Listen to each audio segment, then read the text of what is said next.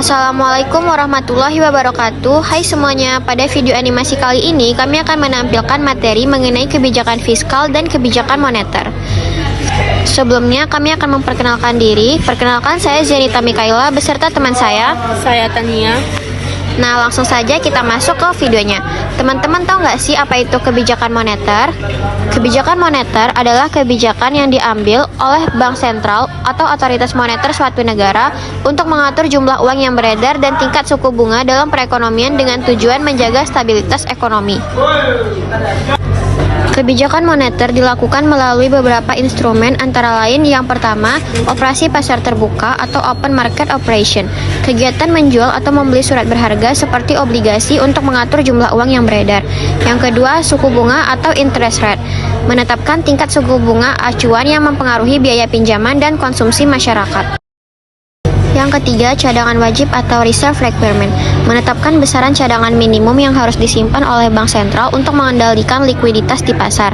Yang keempat, kebijakan kredit selektif, memberikan arahan pada sektor tertentu untuk meningkatkan atau membatasi kredit sesuai dengan kebijakan ekonomi. Selanjutnya, fungsi dari kebijakan moneter. Yang pertama, mengendalikan inflasi. Yang kedua, menjaga stabilitas nilai tukar. Yang ketiga, meningkatkan pertumbuhan ekonomi. Yang keempat, menjaga stabilitas sistem keuangan. Dan yang kelima, mengatur jumlah uang yang beredar. Nah, selanjutnya kita akan membahas kebijakan fiskal.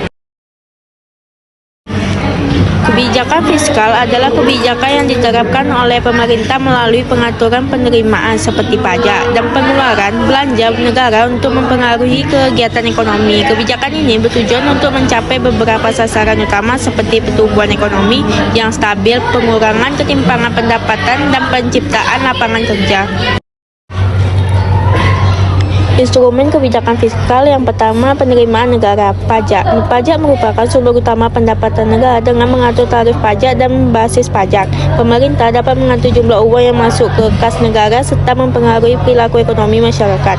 Yang kedua, belanja pemerintah. Pengeluaran pemerintah dapat diarahkan untuk pembangunan infrastruktur, pendidikan, kesehatan, dan sektor-sektor lain yang berkontribusi pada pertumbuhan ekonomi dan kesejahteraan sosial. Nah, yang ketiga yaitu subsidi dan bantuan sosial. Kebijakan ini digunakan untuk membantu kelompok masyarakat tertentu agar dapat mengurangi beban biaya hidup, meningkatkan daya beli, dan mendukung pemerataan ekonomi. Yang keempat, pengelolaan defisit dan surplus. Kebijakan fiskal mencakup pengaturan defisit atau surplus anggaran yang dapat mempengaruhi stabilitas ekonomi dan keseimbangan fiskal jangka panjang.